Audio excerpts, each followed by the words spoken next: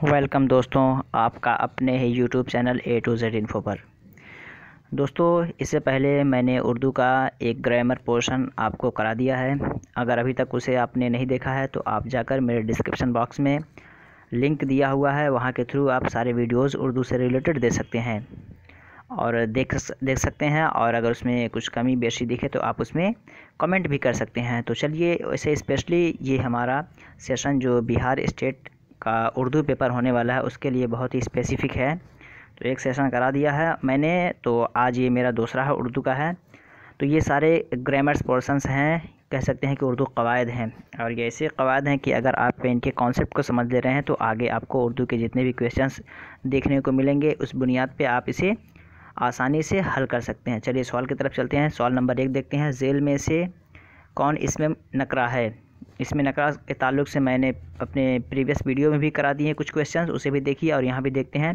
कह रहा है कि झेल में से कौन इसमें नकरा है? अलिफ में आपका घोड़ा, बा में दहली, और जीम अमजद, और दाल जैद का घोड़ा। तो जैसा कि मैंने डिफिनेशन के साथ प्रीवियस वीडियो में बताया है कि इसमें नकरा वो होता है जो आम हो, जिसको हम कॉमन नॉन बोलते हैं। तो अगर ये तारीफ़ अब डिफिनेशन आपको याद है तो आसानी से आप निकाल सकते हैं। जिस तरह घोड़ा है ये कॉमन है, दहली ये ख़ास है, अमजद ये भी स्पेसिफ़िक नेम मान सकते हैं, जैद का घोड़ा ये भी एक तरह का स्पेसिफ़िक हो गया। यहाँ पे कन्फ्यूज़न की बात नहीं है। जैसे कि आप अगर देख रहे हैं ये जैद का जो घोड़ा बताया जा रहा है इसमें, तो ये घोड़ा जो है अगर सिंगल दिया होता कहीं खाली जगह पे तो इसका मतलब होता है कि ये नकरा है, लेकिन ये जैद के साथ लगाने की वजह से ये ख़ास हो गया। तो आपका जो इसमें नकरा यहाँ पे राइट ऑप्शन होगा वो आपका होगा अलिफ़। तो ये अलिफ़ आपका सही ऑप्शन हो जाएगा कि घोड़ा जो है ये इसमें नकरा है। नेक्स्ट देखते हैं सवाल नंबर 2। इसमें नकरा की कितनी किस्में हैं? आपके ऑप्शंस अलिफ में 5, बा में 6 और जीम में 7, दाल में 8। तो इसमें नकरा की किस्में पूछ रहा है, तो ये डायरेक्ट आपको यहाँ पे बस यही बताना है कि इसमें नकरा की कितनी किस्में हैं। तो इसमें नकरा की जो टोटल किस्में हैं वो आपके हैं ऑप्शन बा यानी जीम में जो तादाद दिया गया है वो 6 है। तो इसमें नकरा की कुल 6 किस्में हैं, तो बा इसका राइट ऑप्शन हो जाएगा। नेक्स्ट देखते हैं सवाल नंबर 3। बाग का इसमें मुसग़्ग़र क्या है? पूछ रहा है कि एक वर्ड है बाग, इसका इसमें मुसग़्ग़र क्या है? तो ये चूँकि उर्दू ग्रामर है तो उर्दू ग्रामर में इस तरह के वर्ड के स्ट्रक्चर को पूछता है कि ये वर्ड जो है लफ्ज़ है, इसकी वाहिद, तस्निया, इसमें मुसग़्ग़र, इसमें मुकब्बर, ये इस तरह के सवालात आते हैं। तो पूछ रहा है कि बाग का इसमें मुसग़्ग़र क्या है? आपके ऑप्शंस ए में छोटा बाग, बी में बागीचा, जीम में झाड़ी और दाल में बाग़बान। तो बाग का इसमें मुसग़्ग़र आपका होगा, सवाल नंबर 3 का जो राइट ऑप्शन होगा वो आपका होगा बागीचा, यानी बा इसका राइट ऑप्शन है, बागीचा। नेक्स्ट देखते हैं सवाल नंबर 4। राह का इसमें मुकब्बर क्या है?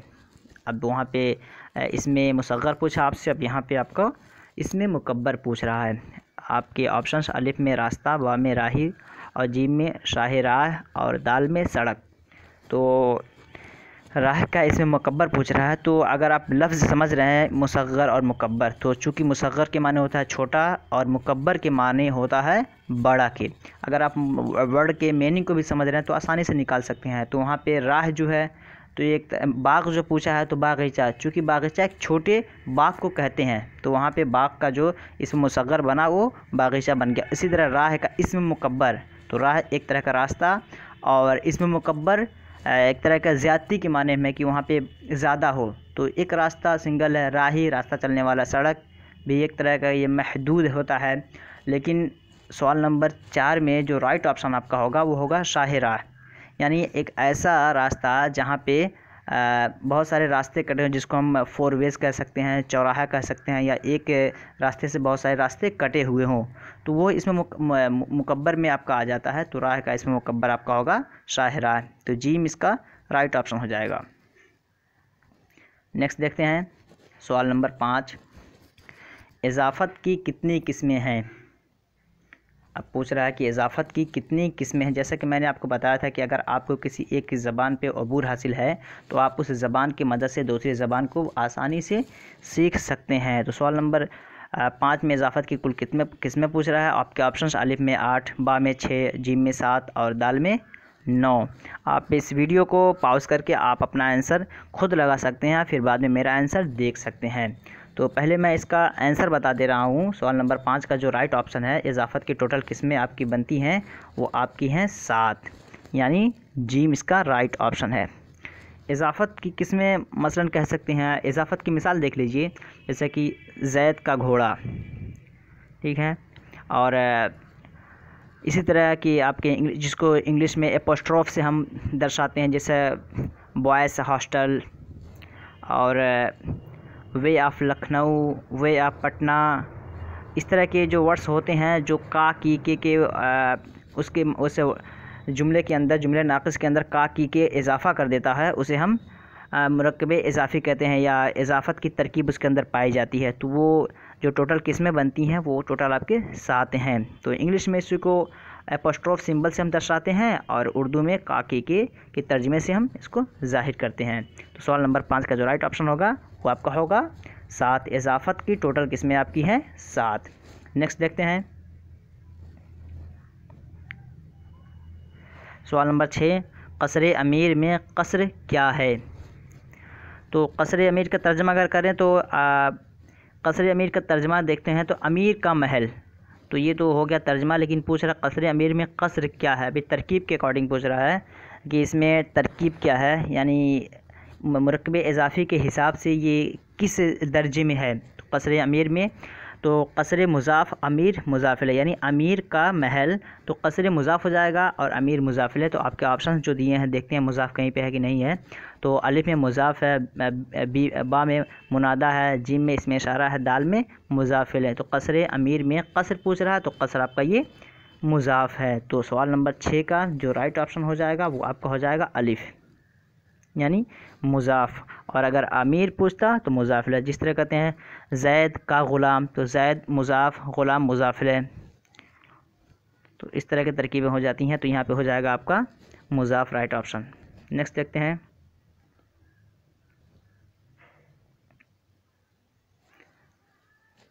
सवाल नंबर 7 देखते हैं,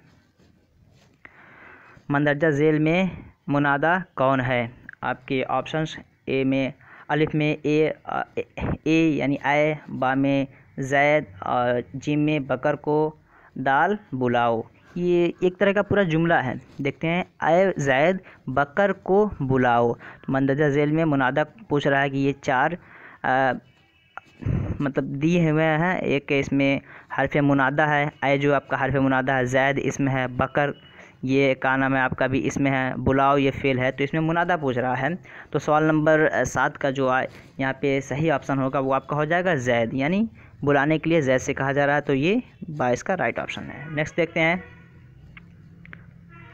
सवाल नंबर 8, हरूफ इस्तिफ़हाम कितने हैं?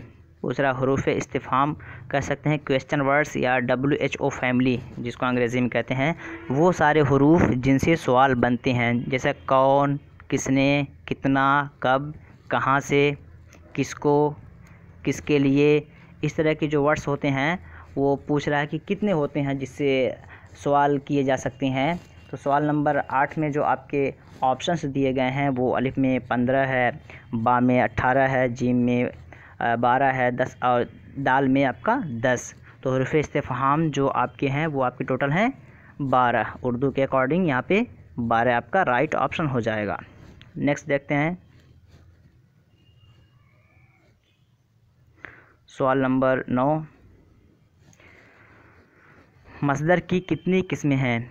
ऑप्शंस आप में अलिफ में 4, बी में बा में 5 और जीम में 6, दाल में 7। ये पूछ रहा है कि मसदर होता है जिस तरह उर्दू में होता है, एक ले लेते हैं कातिल, मकतूल, कत्ल, यानी मसदर जिससे दूसरे हरूफ बनते हो, अलक़त्ल जिस तरह लेते हैं, अलक़त्ल एक तरह का हम मारना। लेकिन अगर इसी को हम इसमें फ़ाइल में ले जाएंगे कातिल, और अगर इसमें मफ़ऊल में ले जाएंगे तो मकतूल, लेकिन इसकी जो जड़ है फाउंडेशन कह सकते हैं हम, तो वो आपका जो जेंडर कह सकते हैं इसको हम इंग्लिश के अकॉर्डिंग, तो ये आपका होता है कत्ल। तो कत्ल आपका मसदर होता है। तो इस तरह पूछ रहा है कि मसदर की कितनी किस्में होती हैं? तो टोटल तो आपके ऑप्शन जो दिए गए यहाँ पे वो आपके हैं 4, बा में 5 और जीम में 6 और दाल में 7, तो 9 का जो राइट ऑप्शन होगा वो आपका हो जाएगा जीम, यानी 6। मसदर की कुल 6 किस्में हैं जिससे दूसरे हरूफ तरकीब पाते हैं या फिर उनको स्ट्रक्चर किया जाता है। नेक्स्ट देखते हैं सवाल नंबर 10।